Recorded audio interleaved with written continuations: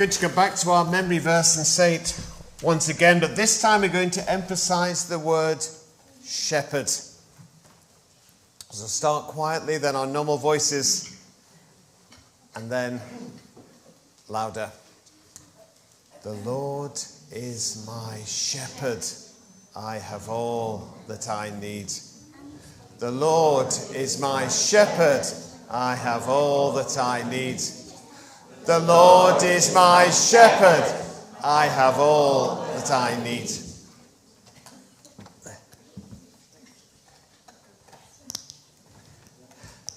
The next visual aid is a slightly shorter crook. It's my granddad's.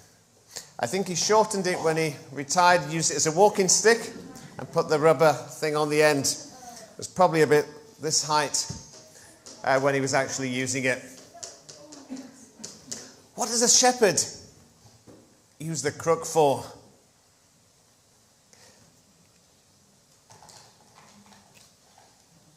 Puts the crook out to go round the neck of the sheep or the lamb. Sometimes they need attention and they don't wish to be caught. Now, if you're really, really fast, maybe you can expend a lot of energy in catching, but it's a lot simpler and takes less energy to go slowly, gently, and draw the lamb or the sheep to you. There are times when it gets very tricky. The sheep farm where I grew up on was a very helpful river that provided water in the summer. The problem was the banking had loose soil, and the sheep would go down wanting to get some water.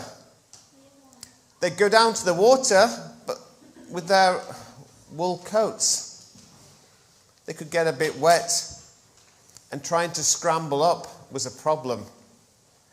Getting the sheep back up the banking was a difficult task. You had to go very, very slowly not to frighten them. And to be able to get hold of the sheep and gradually pull it back up, that could take hours in some cases.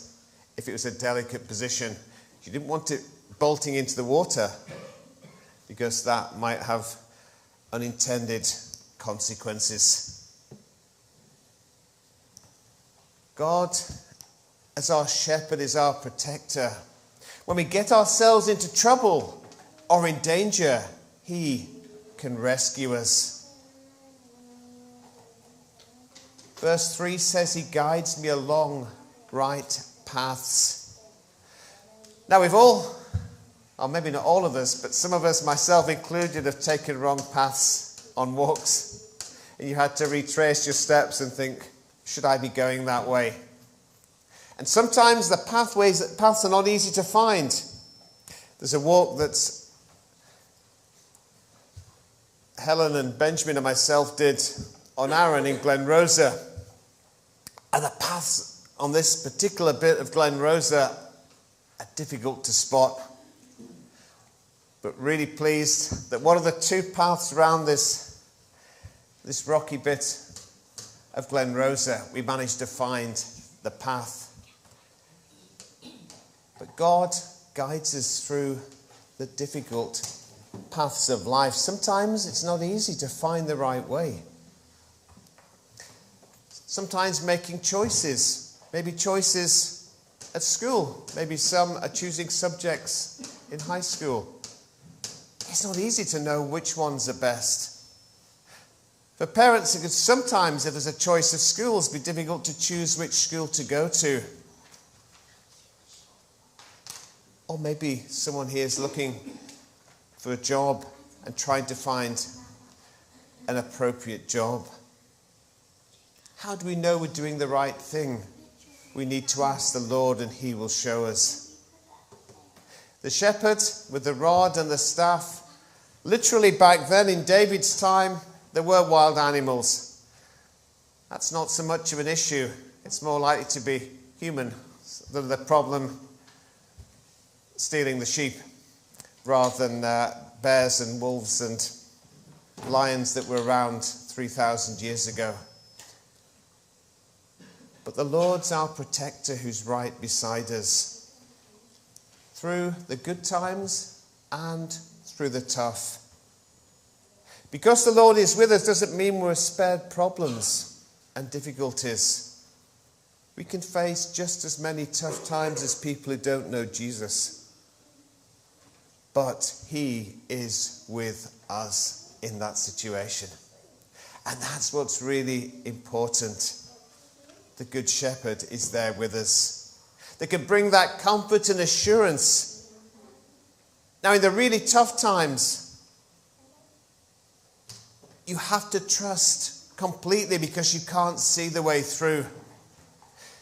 When I was in primary 6, there was a day that members of my family will not forget. It rained very, very heavily in the early part of the night and had rained earlier in Cumbria up the Lune Valley. By about 3 o'clock in the morning, the whole valley was a silver sea. It was a record flood.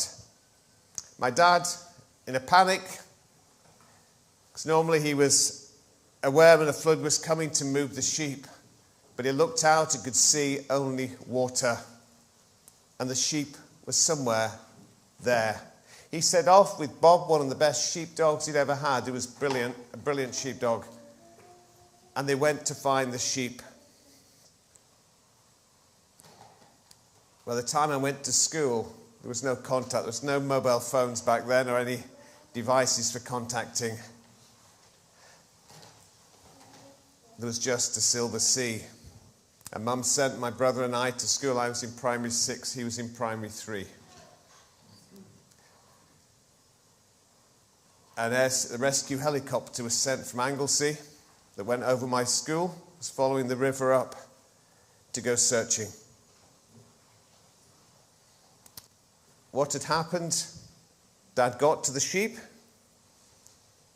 There was some high ground about half a mile away through the water. There was a barn of a neighbouring farmer who actually was watching with binoculars across the valley. Now there was a narrow path along higher ground in the fields. Dad had to remember the pathway to get to that barn. Stray a yard or two either side of the pathway, and they were gone. He walked ahead of the sheep who went in single file, and Bob the dog came behind. And they walked through that water, and all they could see was the water. It was murky, so you couldn't see the ground below it. And all but one of the lambs made it to that barn. And the rescue helicopter did the rest. And the newspapers had pictures of him and the dog being winched with the winchman into the helicopter. And we got the news. But the sheep that trusted made it to safety. He didn't need to tell them to get into that single file.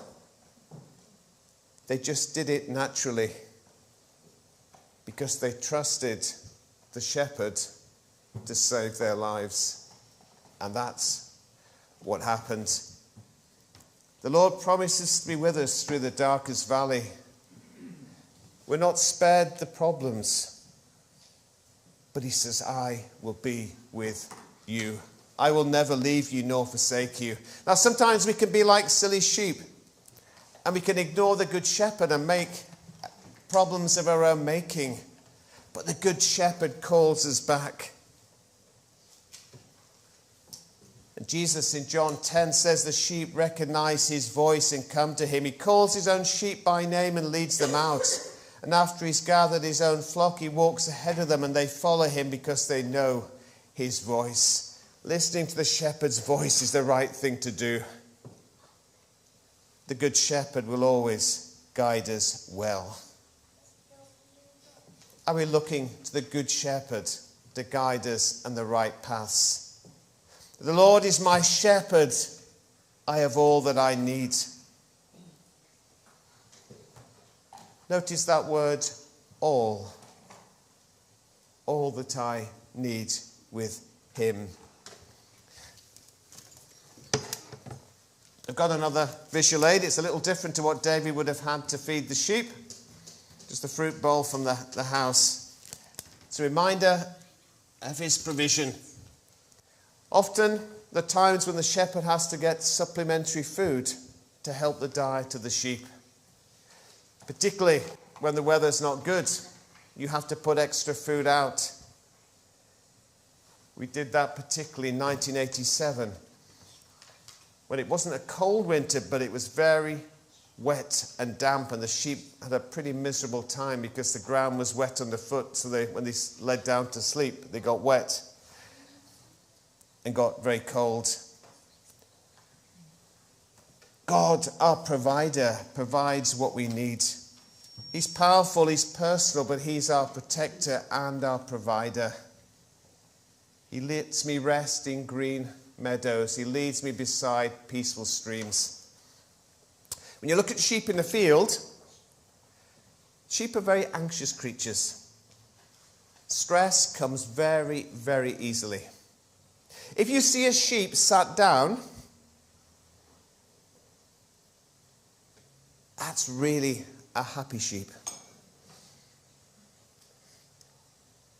The green grass, they've got the food they need, and they want still waters, not running water. They want the water to be still. And so that picture, it's not luxuries, it's the things they need. And God doesn't promise us luxuries, but he promises us good things. How many of you have been thankful for your summer holidays? Maybe some of you have to get up early in the morning normally, have had a chance to lie in a bit longer, chance to go outside in the beautiful fresh air, to see the sunset, the flowers, the trees, and so much more. We're thankful for our schools, for our teachers, for our friends, for opportunities to learn, for our homes, for families, for food and our church family, and so much more.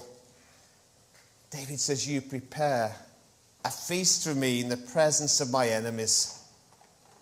God provides all that we need, but supremely the greatest gift of all is Jesus, the good shepherd who gave his life for us. Jesus said, I am the good shepherd in John 10:11. The good shepherd sacrifices his life for the sheep. He did that for us because he wanted to save us. He did what he had to do to rescue them. The human level, the example I gave, my dad put his life on the line to rescue those sheep. He could have left them. Yes, financially that would have been a very serious situation on the farm. But he trusted that he could make his way through to that barn and the place of safety. Thankfully, he only had to do it the once. Wouldn't have liked to have gone through that again. There was a primary 6 child. I was sheltered from that because I was sent to school and only found out afterwards that everything was okay for Dad. But the Good Shepherd gave his life for us. He offers us forgiveness of sins, friendship with God, and a future with him. There's nothing better than that. Jesus really is all that you and I need every day, and in the future, he is our provider. So verse 6 says, surely your goodness and unfailing love will pursue me all the days of my life. And there's even more. If he was just in this life, that would be wonderful. But there's the and. I will live in the house of the Lord forever. Our future's taken care of. And that's absolutely thrilling. Sometimes we can not realize just how special that is when life is generally good for many of us here in this country. But in many countries we can name and are close to some of our hearts the preciousness of God's eternal provision will be even more precious. We have all that we need. We've talking about being back to school with God and maybe new familiar routines and patterns of living. But whatever we're facing, whatever we're going into this week and in the coming weeks this year, he is there and will go with us. The Lord is our shepherd. Powerful, personal, our protector and our provider. The Lord is our shepherd. We have all that we need. If we have him, we have everything. Without him, we have nothing. Amen.